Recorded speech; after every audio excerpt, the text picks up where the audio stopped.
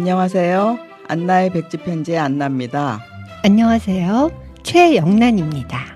60대를 살아가는 여인들의 이야기를 전하는 안나의 백지편지가 어느덧 30회가 되었어요. 한 달에 한 번씩 엮어가는 이야기가 차곡차곡 쌓여 우리들의 추억을 남겨줍니다. 이번 달은 고양시의 자랑 호수공원 이야기를 나누면서 우리들을 행복하게 해주는 것들에 대해 생각해 보려 합니다. 올해도 어김없이 고양국제꽃 박람회가 열렸습니다. 저희 집이 호수공원 근처라 꽃 박람회 준비하는 과정부터 박람회가 끝나면 철수하는 과정까지 지켜보게 되는데 올해는 차분하게 진행되어 다행스럽게 생각했습니다. 10년 가깝게 꽃축제를 지켜보면서 어느 때는 스피커 소음 때문에 집을 탈출해 있었던 적도 있어요. 지역 행사라 협조해야 된다는 생각을 하기도 했지만 저렇게까지 소란스럽게 행사 진행을 해야 하는지 눈살이 찌푸려질 때도 많았습니다. 올해는 예전보다 규모는 작아 보였지만 입장권에 화훼 교환권이 포함되어서 사람들이 집으로 돌아갈 때 화분을 한두 개씩 들고 가더라고요. 그 모습이 무척 정겹게 느껴졌어요. 도시와 농촌이 어우러진 고양시에는 화훼 농장이 많이 있는데 지역 발전에도 도움이 되겠다는 생각이 들었어요. 저도 5, 6년간 계속 고양시 꽃박람회를 보러 갔어요. 생전에 꽃을 좋아하셨던 엄마와 4년 연속해서 가기도 했고 친구 성희와 함께 간 적도 있어요. 작년에도 엄마와 함께 가려고 미리 예매를 해놓았는데 엄마께서 컨디션이 좋지 않아 갈 자신이 없다고 하시는 바람에 예매해놓은 입장권으로 안나와 함께 꽃 박람회를 구경했어요. 호수공원은 고양 시민뿐 아니라 많은 사람들의 사랑을 받는 장소예요. 저도 시어머니께서 생전에 우리 집에 오시면 호수공원에 모시고 나갔어요. 어느 때는 저희 부부, 큰딸 부부, 외손자 이렇게 4대가 함께 가기도 하고 호숫가에 돗자리를 깔고 준비해간 과일이나 도시락을 먹기도 했는데 돌아보니 다시 돌아올 수 없는 귀한 시간이네요. 호수공원 주변엔 늘 예쁜 꽃이 번갈아 펴서 주위가 더 아름답게 느껴져요. 안나와 저는 수요일 시 자서전 수업이 끝나면 호수공원을 한 바퀴 도는데 지난주엔 연꽃이 가득 핀 게 눈에 띄어 감탄을 하며 사진도 찍었어요. 또 호수 뒤쪽으로 난 메타세콰이어 길을 걸으며 도란도란 이야기도 나누었어요. 사실 지난주 수요일은 호수공원을 2번 돌았어요. 저는 새벽 호수공원 걷기를 즐겨서 혼자 걷기도 하고 때론 남편하고 걷기도 해요. 그런데 시 자서전 수업을 아람누리 도서관에서 하니까 호수공원 근처에 온 김에 영란이에게 한 바퀴 돌고 가겠냐고 물어보죠. 지난주에는 영란이가 호수에 핀 연꽃을 보고 어찌나 감탄을 하는지 저 혼자 웃었어요.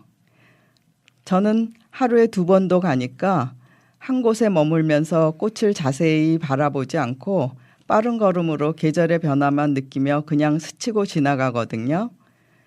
개나리 진달래가 폈구나. 목련이 피었네. 벚꽃이 지면 곧 철쭉이 만발하겠네 하면서요.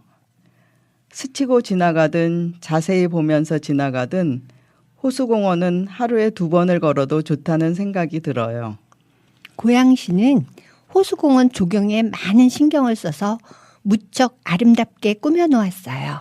제가 호수공원을 좋아하는 이유이기도 해요.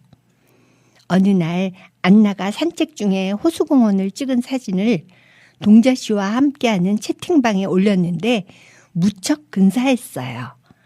그때 유럽 여행 중이던 동자 씨가 유럽 못지 않다고 정말 좋다고 하더군요. 사계절 아름답게 변하는 호수공원은 고양 시민에게 큰 선물이라는 생각이 들었어요.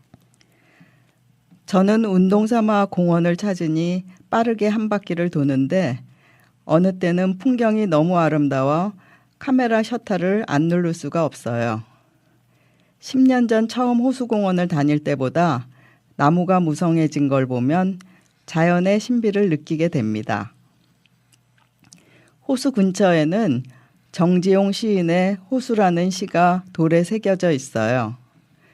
얼굴 하나야 손바닥 둘로 폭 가리지만 보고 싶은 마음 호수만 하니 눈 감을 밖에. 마음속으로 그 시를 읽은 다음 저는 눈을 감는 대신 맑고 넓은 호수를 바라보게 되더라고요. 아이들이 호수에서 자라는 커다란 잉어를 신기하게 바라보는 모습을 보면 저도 괜시리 흐뭇해져요. 안나와 호수공원을 한 바퀴 돌고 나서 꽃집과 카페를 겸해서 운영하는 플라워 카페를 가곤 해요. 우리들의 친구 동자 씨가 알려준 곳인데 카페 안으로 들어가면 향기로운 꽃들이 가득 있어서 꽃내음이 반겨줘요. 그 카페에 앉아 있으면 행복 지수가 마구 올라가요. 과일 주스도 얼마나 예쁘게 나오는지 사진을 찍는 사람들이 많더라고요. 얼마 전 동자 씨가 유럽 여행을 가느라 시 자서전 수업에 몇 번 빠졌는데 안나와 제가 플라워 카페에 가서 과일 주스를 마시며 동자 씨가 좋은 곳을 알려줘 소확행을 누린다고 말했어요. 동자 씨 딸들은 동네를 다니다 좋은 곳이 있으면 엄마를 데리고 간대요. 그 혜택을 우리도 함께 누리고 있어요. 얼마 전 영란이 딸이 일본 여행을 다녀왔는데 오면서 사온 과자를 나와 동자 씨한테 꼭 갖다 주라고 하더래요. 저도 깜짝 놀랐어요. 작은 것이지만 엄마 친구들까지 챙기는 딸에게 고마운 마음이 들더군요. 평소에 제가 우리 삼총사 이야기를 자주 했어요. 시 자서전 공부도 동자 씨 덕에 하게 되어 선한 영향력을 지닌 친구라 감사한 생각이 든다는 말도 했고요. 저도 시 쓰기는 자신이 없어 포기하려고 했는데 막상 시작하니 배우는 것이 많아요. 친구들과 시 자서전 공부도 하고 도란도란 이야기도 나누며 호수공원 한 바퀴를 돌고 마무리로 과일 주스 한 잔 마시고 헤어지는 수요일은 우리를 행복하게 해줍니다. 어느 날 동자 씨가 우리를 만나러 오면서 네잎 클로바를 3개나 발견했대요. 남들은 평생 한 개도 못 찾는 네잎 클로바를 말이에요. 기뻐서 마구 흔들며 다가오는 모습이 얼마나 예쁘던지 지금도 눈에 선해요. 네잎 클로바를 하나씩 나누고 그 행운이 우리 모두에게 함께 할 거라는 생각에 기쁨이 가득한 날이었어요. 마음을 나눌 수 있는 친구 몇 명만 있어도 이렇게 삶이 풍요로워지는 걸 보면 좋은 관계가 삶을 행복하게 해준다는 생각을 하게 됩니다. 좋은 관계는 또 먼 훗날 좋은 추억을 만들어 주겠죠?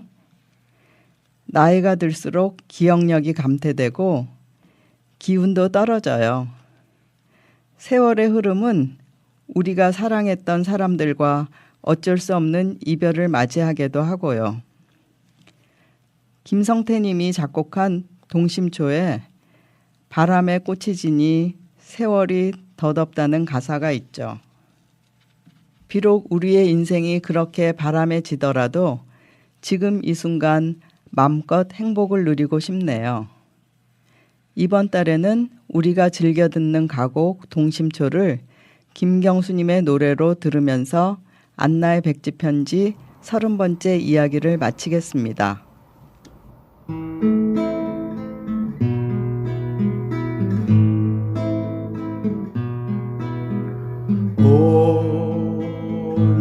꽃잎은 하염없이 바람에 지고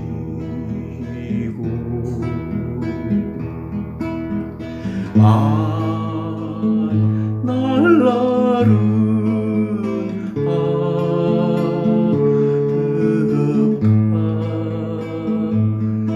기약이 없네.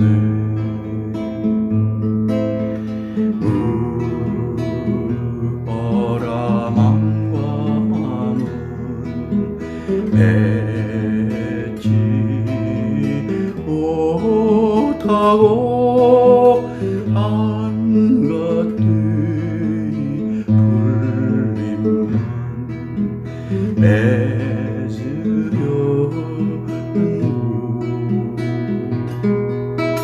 한가득히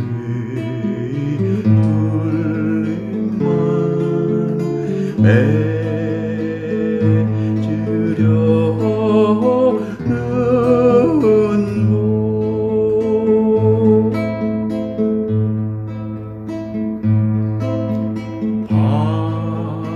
바람에 꽃이 지니 세월 덧없어 만날 길은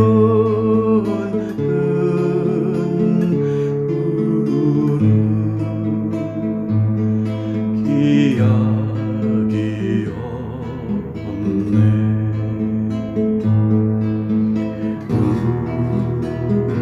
바람과 마음은 맺지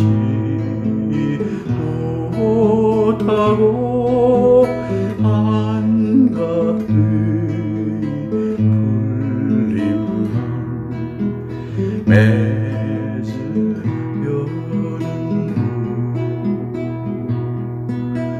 한가득히 불림만